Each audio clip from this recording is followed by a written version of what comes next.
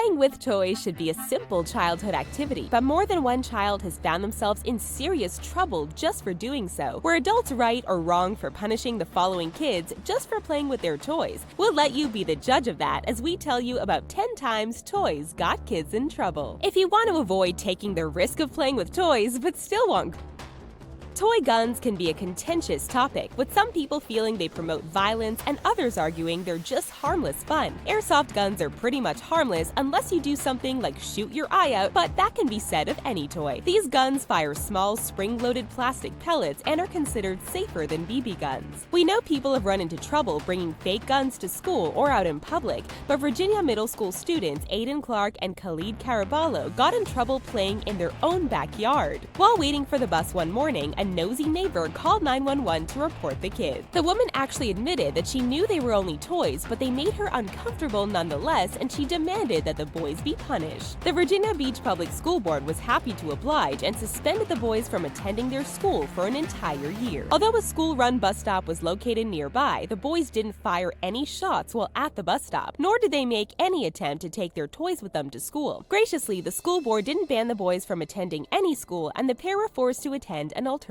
school. Nerf.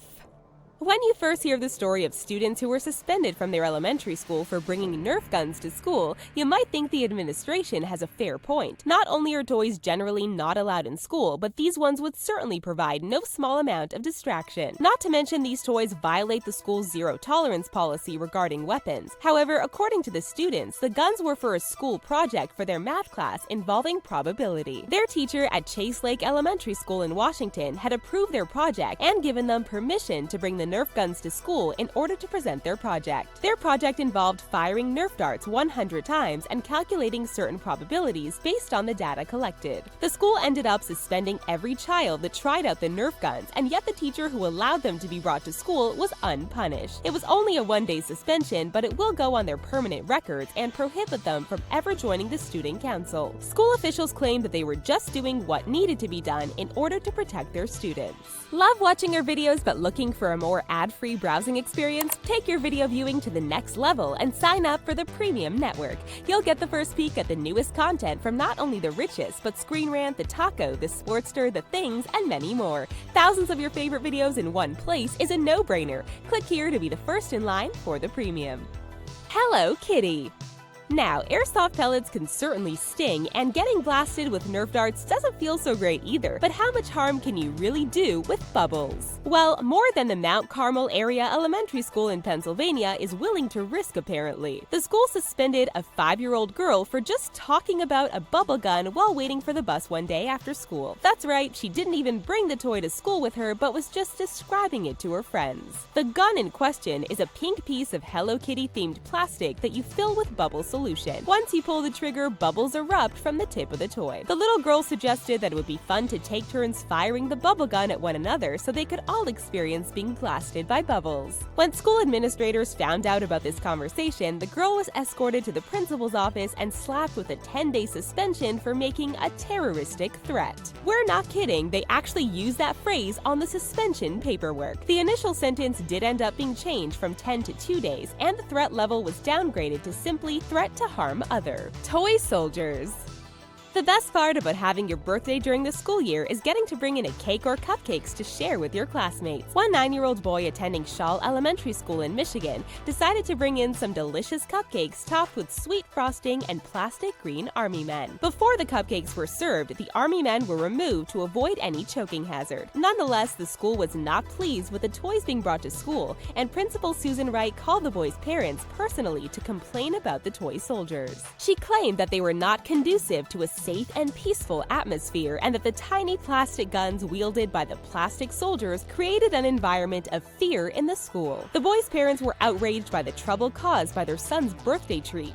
They argue that their son sees the soldiers as heroes fighting for their country and not gun-wielding maniacs. Local news stations picked up the story, which sparked a huge debate on the appropriateness of the situation. Photograph. By now it's clear that even the mere threat of a gun, even if it fires bubbles or Nerf darts instead of bullets, is not allowed anywhere near a school, and even having one in your home can be dicey. But what about a picture of a gun? If that's a little too controversial for you, what about liking a picture of a toy gun on Instagram? That should be pretty safe, right? Well, not if you're 7th grader Zachary Bolin. School officials at Edgewood Middle School in Trenton, Ohio did some digging and discovered that the middle schooler had liked a photo of an airsoft gun on Instagram. The next day when he arrived at school, he got an awful surprise when he was called into the office. There he was, patted down and checked for weapons before being handed a suspension. The school refused to comment on how they found the social media post in the first place. The really alarming part is that if they really and truly believed liking a picture of a toy gun on social media meant that this kid was a danger, why even let him show up at school the next day in the first place? Alright, put down the bubbles because it's time for our trivia question. Fidget spinners are super trendy right now. What celebrity recently released their very own fidget spinners? Keep watching for the answer. Nerf dart. Okay, so we covered the kids who got suspended for bringing a Nerf gun to school, but it turns out that a single foam Nerf dart is enough to get you suspended. 5-year-old Aaron Moody from Atlantic City, New Jersey, had the habit of sticking toothpicks into his Nerf darts so that they would stick into the ground better when he fired them at home. At some point, he absent-mindedly tucked one such dart into his pocket and forgot about it. At school, he reached into his pocket to pull out a piece of paper and out tumbled the Nerf dart. The school reacted swiftly, categorizing the Nerf dart toothpick combo as self-constructed weapon and moved to expel the boy from school. Aaron claims that he had no intention of harming anyone and that bringing it to school was just an accident. The school defined a weapon as anything readily capable of lethal use or inflicting serious bodily injury. Aaron's mom claimed that classifying the dart as a weapon using that criteria was absurd. The school eventually decided to serve the boy with a 2-day suspension instead of expelling him. Bubble gun. These bubble gun incidents are really just getting out of hand. Thank goodness it was just a princess bubble toy this time and not a Hello Kitty one. A 5-year-old girl was suspended from her kindergarten class at Southeast Elementary in Brighton, Colorado for bringing a princess bubble-blowing toy to school. The toy was made out of clear plastic, letting you see the brightly colored plastic inner workings of the toy. It was loaded with a container of frozen bubble solution. Regarding her daughter's 1-day suspension, her mother said that she was shocked by the school's decision. She claimed that she's upset this incident will mar her daughter's permanent record and that it seems like a silly reason to miss out on school. The school district defended its decision by claiming that the sentence was in keeping with their policies on weapons brought to school. Many people debated the decision, some claiming that a zero-tolerance policy is too restrictive, while others claim that it's common sense. The school advised parents to check their children's backpacks before sending them off to school for the day. Pop-Tart.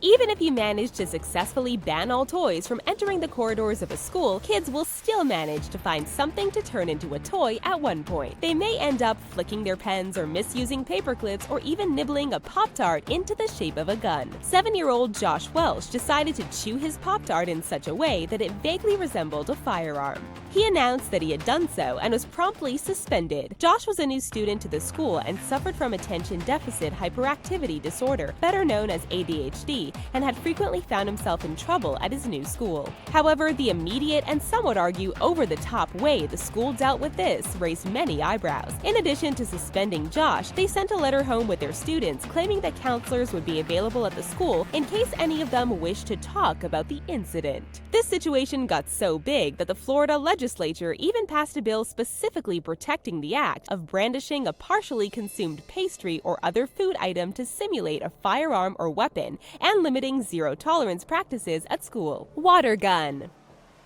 Josiah Green was a 2nd grader at Douglas Park Elementary School in Portsmouth, Virginia, when he got in trouble for bringing both a water gun and a Nerf gun to school. Maybe he fancied himself a dual wielder, but the school was needless to say not impressed with his arsenal of toy guns. He took out the brightly colored guns during gym class and was immediately suspended for a whopping 10 days. Rather than make excuses for her son, his mother Audrey Ann Davis blames herself for not checking his backpack thoroughly before he went off to school, something that she normally normally does. At the age of 7, it's likely Josiah didn't fully understand the potential ramifications of his actions when he decided to bring some of his favorite toys to school. However, once the suspension was over, the school announced that they would be seeking to expel Josiah from school entirely. His mother believed this was a completely over-the-top punishment, and while she accepted his suspension, she fought back against the school expelling her son. Thankfully, she won the fight, and Josiah was able to return to school. Fidget spinner.